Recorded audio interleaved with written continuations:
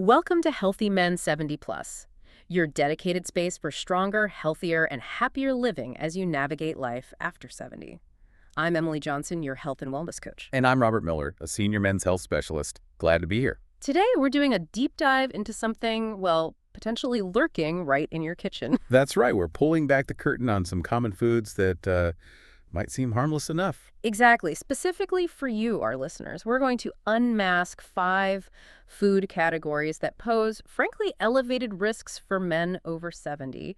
We're talking increased cancer risk, heart strain. And even just impacting your day-to-day energy, your vitality. It's crucial because our bodies do change as we age. That's the key point, isn't it? As we get older, our body's defenses, the immune system, liver, kidneys, they don't operate quite like they used to. They become less vigorous. And this shift makes us more susceptible, more vulnerable to harmful substances found in some foods. So something a younger person might handle easily could actually be a real hazard for someone over 60 or 70. Precisely. That distinction is vital. Okay, so before we name names, let's explore that a bit deeper. Why does this vulnerability increase? What's happening internally? It's a fundamental question. Think of the immune system. It's still functioning, of course, but it might be a bit slower on the uptake, less efficient at spotting and neutralizing threats. So toxins can hang around longer. Exactly. Things a younger body might flesh out quickly can linger in an older adult system, causing sort of low-level chronic damage over time, silently. And what about our organs, like the liver and kidneys? Right, our main filtering stations. Their capacity tends to slow down too. They become less efficient at clearing waste and toxins from the blood. So this reduced resilience means foods loaded with preservatives, chemicals, or even potential carcinogens have a much stronger impact. Even small, regular amounts can gradually injure cells. Injure cells and potentially raise cancer risk over time. That's the concern, yes. Understood. Okay, with that foundation laid, let's unpack the first category. Processed meats. Things like sausages, bacon, ham, those deli slices. The convenient options, yeah. Very popular. Tasty, easy, but they carry some serious, often underestimated risks, don't they? They really do. The primary worry centers on the preservatives, specifically nitrites and nitrates. Okay. These are added for color and shelf life. But when they're heated, especially fried or grilled, think sizzling bacon, they can convert into compounds called nitrosamines, and these nitrosamines are strongly linked to cancer development. Wow. How strong is that link? Well, some research suggests that even consuming about 50 grams daily, that's maybe 2 slices of ham, could potentially increase colorectal cancer risk over the long term, maybe by nearly 20% for some people. It's the cumulative effect. And that cumulative danger hits seniors harder. Absolutely. Because, as we just discussed, those weaker defenses mean nitrosamines and other carcinogens hang around longer in the body. Right. The slower digestion, the reduced detoxification. Exactly. It gives these compounds more time to cause cellular damage. And this repeated exposure is a significant risk factor for colorectal cancer, which is already, unfortunately, quite common in older adults. Okay, so cancer is a major risk. Right. What else should we be aware of with processed meats? Well, zooming out a bit, think about the sodium. They're often packed with salt, Right. which puts extra strain on the heart and blood vessels. For anyone already managing high blood pressure or heart issues, this is like adding fuel to the fire. It can quietly increase the risk of heart attacks and strokes. And inflammation. I hear that word a lot. Yes, that's another key factor. Processed meats are often high in saturated fat. This not only raises the bad LDL cholesterol, but also promotes chronic inflammation throughout the body. Which can worsen things like joint pain or fatigue. Precisely. Things many men over 70 might already be dealing with. It just adds to the burden and can really sap your energy. So cutting back isn't just about one thing, like cancer. It's heart health, digestion, overall vitality. It's a holistic benefit, definitely. Okay. Powerful reasons to reconsider those breakfast sausages. Now let's shift gears. What about those crispy, golden foods we often find comforting? Deep-fried items. Yes. Fried chicken, French fries, donuts. The comfort foods. But they come with their own set of hidden dangers, particularly for seniors. They do indeed. When you fry foods, especially starchy ones like potatoes at very high temperatures, a chemical called acrylamide forms. Acrylamide, okay. It's recognized as a potential carcinogen. It can damage DNA, increasing cancer likelihood over time. So those fries or chips, if eaten regularly, become a significant risk. So the frying process itself is problematic. It is, and it's a double whammy for seniors. The body's ability to process fats changes with age. Yeah. Deep frying oils often contain trans fats and oxidized compounds. Which aren't good for cholesterol, right? Not at all. They tend to raise the bad LDL cholesterol and lower the good HDL cholesterol.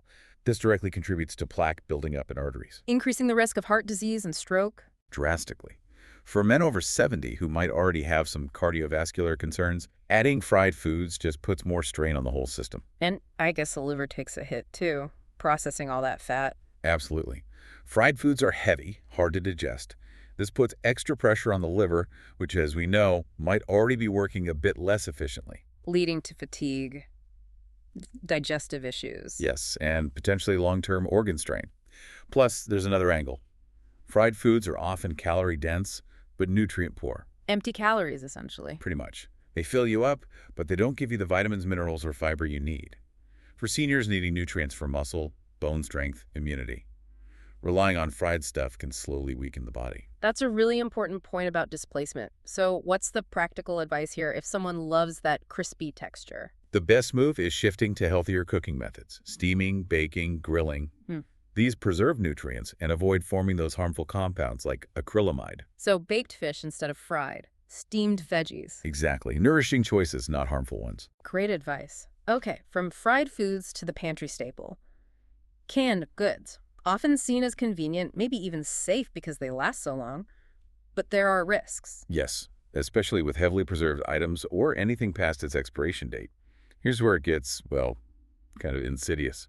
How so? Many cans are lined with a chemical called BPA bisphenol A. Oh, I've heard of that. Right. It can leach into the food, especially if the can is dented, stored badly, or old. BPA is an endocrine disruptor. It can mimic estrogen. Which is a problem for aging hormonal systems. A significant problem. In seniors, whose hormonal balance is already more delicate, BPA exposure might accelerate issues like osteoporosis, maybe even cognitive decline, and potentially certain cancers. It's subtle. That's really concerning. Are there other issues besides BPA? Yes. Sometimes canned foods can contain trace amounts of heavy metals, like lead or cadmium. From the can itself? Possibly, or from processing. These can accumulate in the body over time, and since older kidneys and livers are less efficient filters, They linger longer. correct, leading to chronic inflammation. And we know chronic inflammation is a root cause of many age-related diseases, including cancer. It just adds to the body's overall burden. Plus the usual suspects, salt and preservatives. Definitely. High sodium raises blood pressure, strains the cardiovascular system, risk of heart attack, stroke, organ damage. It all adds up. And you mentioned expiration dates being critical. Very critical. Once expired, preservatives can break down, potentially harmful compounds might form, and the nutritional value plummets.